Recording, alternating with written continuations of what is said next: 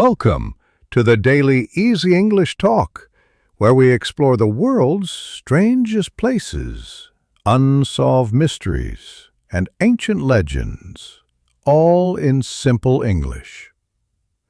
Today, we're going to a desert in Peru, South America, a place where giant shapes, some as big as a football field, are drawn into the ground.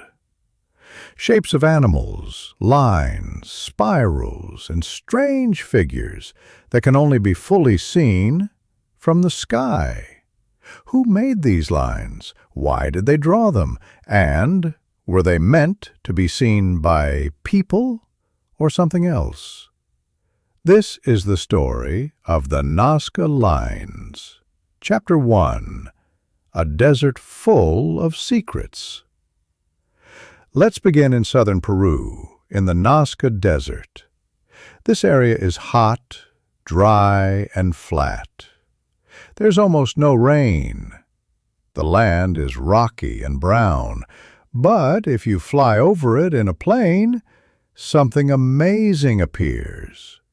Huge lines, long, straight lines, giant shapes, a hummingbird, a monkey with a curling tail, a spider, a man with a round head. Some of the drawings are over 1,200 feet. That's longer than 3 soccer fields. These drawings are called geoglyphs. Geo means earth. Glyph means symbol. Together, pictures on the ground. They are part of the Nazca Lines, one of the most mysterious places in the world. Chapter 2. Discovery from Above.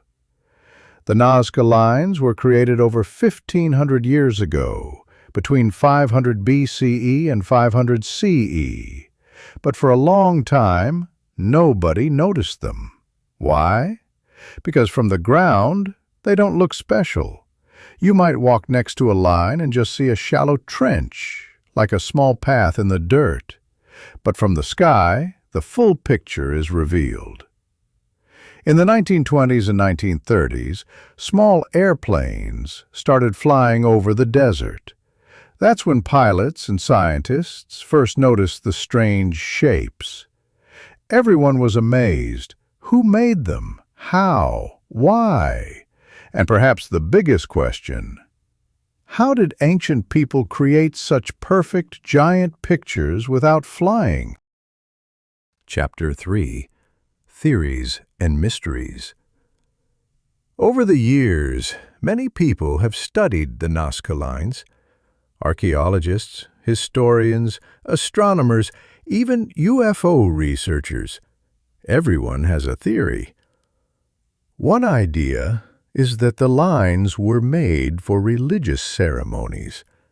Maybe the Nazca people, the ancient tribe who lived there, made them as messages to the gods. The gods lived in the sky, right? So the pictures were meant to be seen from above.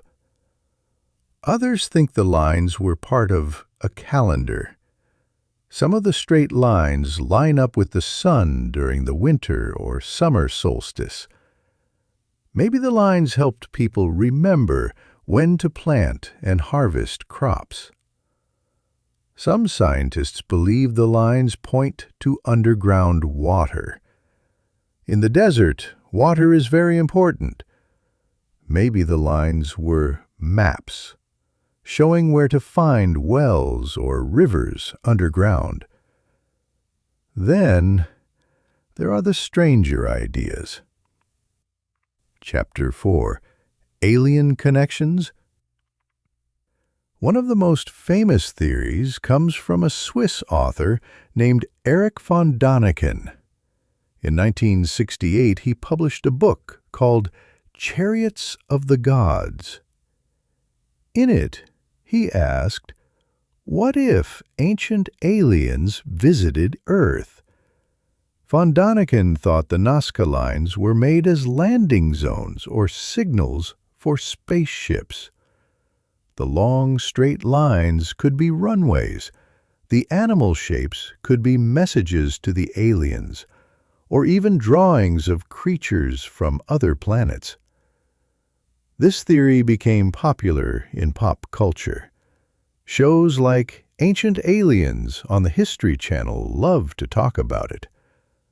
Of course, many scientists disagree.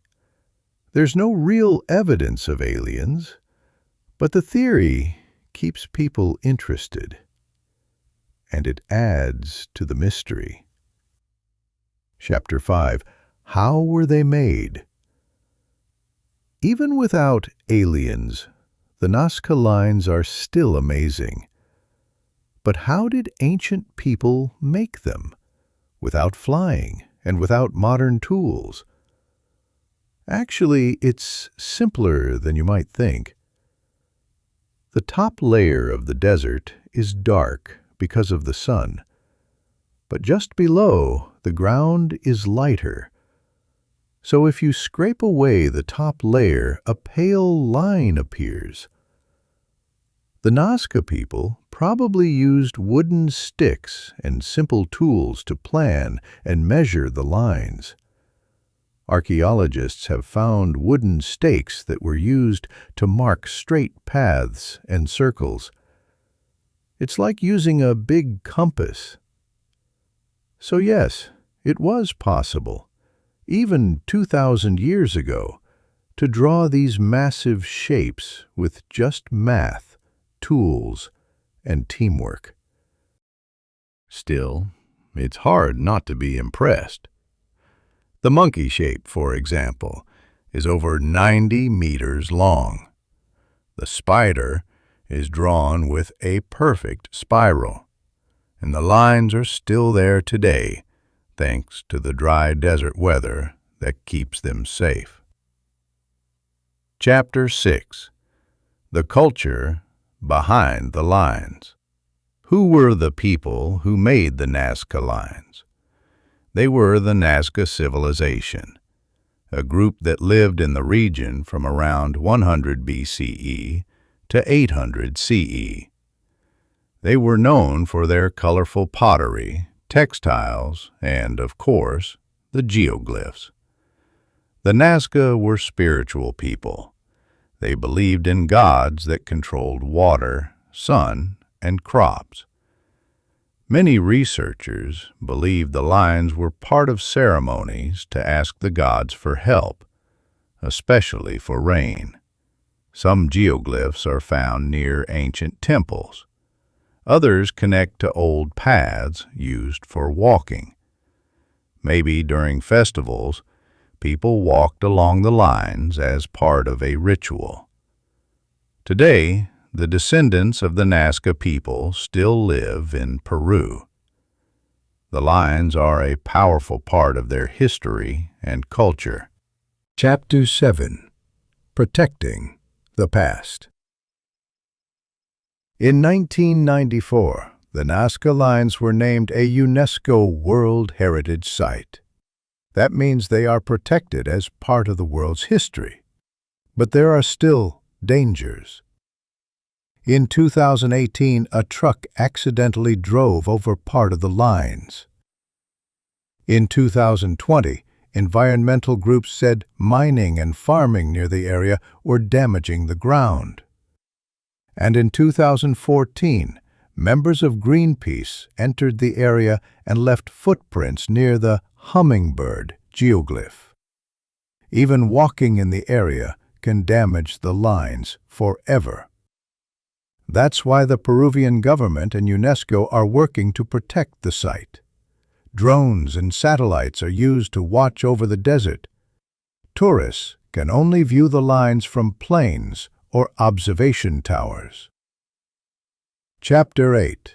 A Message to the Future? The Nazca Lines are more than just old drawings. They're a mystery, a message, a link between ancient people and modern times. We may never know exactly why they were made, but maybe that's part of their magic. They remind us that even thousands of years ago, humans were thinking big. looking to the sky, dreaming of something greater. Were they messages to the gods? Calendars? Maps? Or something even stranger? Whatever the answer is, one thing is certain. The Nazca Lines continue to inspire wonder, curiosity, and imagination. Thanks for listening to the Daily Easy English Talk. If you enjoyed this episode, don't forget to follow the podcast and check out our other strange and amazing stories from around the world. And remember, the world is full of secrets. You just have to know where to look. See you next time.